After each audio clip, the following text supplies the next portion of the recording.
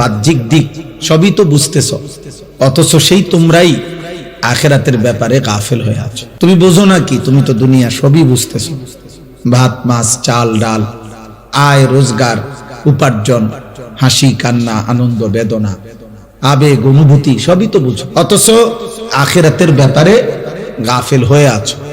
অথচ তোমার তো এটা ভাবা উচিত, দুনিয়াও আমার আখিরাতও আমার। এজন্য আল্লাহ তাআলা এটা আমাদেরকে বলছে যে বান্দা ঠিক আছে, দুনিয়া করো, তুমি মানাতো নাই, দুনিয়া তো আমিই দিছি। আয় উপার্জন, রোজগার, বাজার, ব্যবসা, চাকরি, ইনকাম, শরীর, স্বাস্থ্য, জীবন, যৌবন, সুস্থতা, সম্পদ, অর্থ, বিত্ত, আসমান জমিন তো আমারই দেওয়া, এই তো আমারই। হুয়াল্লাযী খালাকা লাকুম মা ফিল আরদি জামিআ, আল্লাহ তাআলা বলে জমিনের সব আমি তোমাদের জন্যই বানাইছি। কাড়াকাড়ি করো কেন? নিবা না, এটা আমি তো এটা তোমার লাগেই রাখছি, আমি আল্লাহ তো এটা নিচ্ছি না। সাখখারা লাকুম মা ফিস সামাওয়াতি ওয়াল আরদ, আল্লাহ তাআলা বলে আসমান ও জমিনের সব কিছু আমি আল্লাহ তোমাদের অধীনস্থ করে দিয়েছি। ওয়াল খাইলা ওয়াল বিগালা ওয়াল হামিরা লিতারকাবুহা ওয়া জিনা ওয়া ইয়াখলুকুকুম মা লা তা'লামুন, আল্লাহ তাআলা বলেন ঘোড়া, গাধা, খচ্চর, এ জাতীয় বাহন, এগুলো আমি আল্লাহ তাআলা তোমাদের বাহন হিসাবে চড়বার জন্য এবং তোমাদের সৌন্দর্যের জন্য আমি দিয়েছি, এবং আরো দেব। ধীরে ধীরে তোমাদের জন্য আমি আধুনিকতার আরো উন্নত পর্যায়ে আমি আল্লাহ সৃষ্টি করতে থাকবো, যা তোমরা এখন জানো না। মানে সেদিন 1450 বছর আগে যেন আল্লাহ বলছে, হে মুমিন, আপাতত ঘোড়া গাধা খচ্চরের মধ্যে চলো, বাকি আস্তে আস্তে ধীরে ধীরে আপডেট আসতে থাকবে। এখন তোমরা জানো না শেষ পর্যন্ত কি আসবে, এবং আসতেই আছে প্রতিনিয়ত নিত্য নতুন জিনিস আল্লাহ তাআলা পাঠাচ্ছে।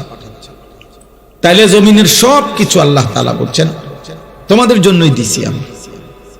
ওয়াযাল্লালনাহা লাহুম ফামিনহা রাকুবুহুম ওয়া মিনহা ইয়াকুলুন, কোরআনুল কারীমে আছে আল্লাহ তাআলা বলেন চতুষ্পদ জন্তু আমি তোমাদের অধীনস্থ করেছি, ফলে কোনটা তোমরা জবাই করে গোশত হিসাবে খাইতে পারো, কোনটাতে তোমরা বাহন হিসাবে চড়তে, এটা আমি করেছি। না তো ঘোড়ার পিঠে তুমি চৈরা চলতে পারত না, এত বড় হাতি তুমি সামাল দিতে পারত না, এত বড় 3 লাখ টাকার গরু তুমি শোয়াইতে পারত না। আমি আল্লাহ যদি তোমার অধীনে না করতাম, একটা লাথি দিলে তুমি উড়ে যাবে। আল্লাহ তাআলা বলছে ওয়াযাল্লালনাহা লাহুম, তাফসীরের মধ্যে আছে প্রত্যেকটা প্রাণীর জবাইয়ের মুহূর্তে হালাল এই প্রাণীগুলো আল্লাহর ফেরেশতা আয়েশা এই প্রাণীটার কানে কানে আয়েশা বলে যে আল্লাহ তোমাকে এই মানুষের অধীনস্থ করে বানাইছে।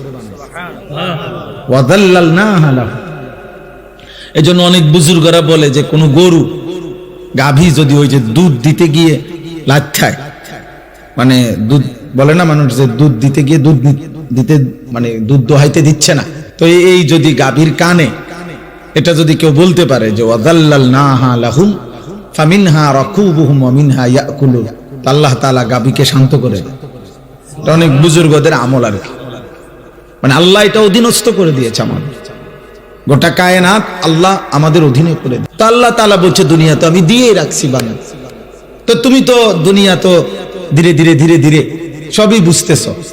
মায়ের পেট থেকে তো তুমি কিছুই বুঝতা না, না দুনিয়া বুঝতা না আখিরাত বুঝতা, আমি তো সব তোমারে বুঝাইছি। কোরআনুল কারীমের মধ্যে আছে আখরাজাকুম মিন বুতুনি উম্মাহাতিকুম, ভাইয়া মনোযোগ দিয়ে শোনে, একবার অনুরোধ, ছেলেরা ভাই তোমরা কথা বলো না, আব্বা আমার অনুরোধ, কারো কষ্ট হইলে চলে যাও ভাই, আমি ব্যক্তিগতভাবে কোনো প্রার্থী না, অতএব আমার কোনো ব্যাপক জনসমর্থন দরকার নেই, আমি এগুলা বুঝি টুজি না, আমি সমর্থন দিয়ে করবো কি, আমি তো ভোটে হারাইছি না, আমার কোনো ব্যক্তিগত কোনো দল নাই, সংগঠন নাই, পার্টি নাই, তো আমি কিতা করবো মিডিয়া দিয়ে এত সমর্থন দিয়ে, বুঝেন নাই কথা। এই জন্য আমি কোনো মার্কার পক্ষে বলিও না, মার্কাইডি বুঝিও না। আমার দরকার হলো আখিরাত, সওয়াব দরকার, সওয়াব নেকি দরকার। আর আল্লাহর কথা একজনকে বললেও নেকি হয়, একজনকে বললে নেকি হয়, তো আমার নেকি দরকার। এই জন্য দোস্ত একদম কথা বলো, কেউ কথা বলো, বরকত হবে। আল্লাহর কথা যে যতটা আন্তরিক হয় তার কলিজায় ততটা লাগে, জীবন বদলায়, একটা পরিবর্তন দরকার। এমনি তো শুনে কতজনে কত কথাই, কিন্তু জিন্দেগি বদলানো। এই ছেলে, এই বাবা, এই ছেলে মোবাইল এটা নামাও, এতটা ছোট মানুষ তুমি বুঝো না বাবা, আবার পিছে চায়, হ্যাঁ মানুষ যে বুঝছি না, বোকা মানুষ। তাইলে আমরা এটাই বলতে চাইলাম, আল্লাহ তাআলা আমাদেরকে এটা বলছেন, বান্দা বিষয়টা কি? তুমি তো দুনিয়া বুঝতেছ, আমি তো বুঝাইছি তোমার। আখরাজাকুম মিন বুতুনি উম্মাহাতিকুম লা তা'লামুনা শাইআ। কোরআন শরীফে আছে, আল্লাহ বলেন আমি আল্লাহই তোমাদেরকে মায়ের পেট থেকে বের করে এনেছি এই অবস্থায় যে তোমরা কিছুই জানতে না। আমি আল্লাহই প্রথম তোমাকে শিখাইছি যে তোমার এই দাঁতবিহীন শুধু মারি দিয়া তোমার মায়ের বুকের স্তনে তুমি চাপ দিলে আমি আল্লাহ তাআলা তোমার রিজিকের জন্য দুধের ইন্তজাম করে রেখেছি। আমি তোমাকে এটা শিখাইছি। আল্লাহ বলেন আমি বাচ্চার কলিজায় এটা বুঝাইছি। এই সেই বাচ্চা মায়ের পেটে যখন এই বাচ্চা ছিল তখন কিন্তু সে জিহ্বা দিয়ে খাবার খায় নাই, তখন সে নাভির সাথে নল দিয়ে আল্লাহ তাআলা তার মায়ের রক্ত, যে রক্ত মাসিক ঋতুস্রাবে, তাতেই আমি রিজিক পৌঁছাইছি। তো সে জানতো না যে জিহ্বা দিয়ে খাইতে হয়, সে তো মায়ের পেটে জিহ্বা দিয়ে খায় নাই।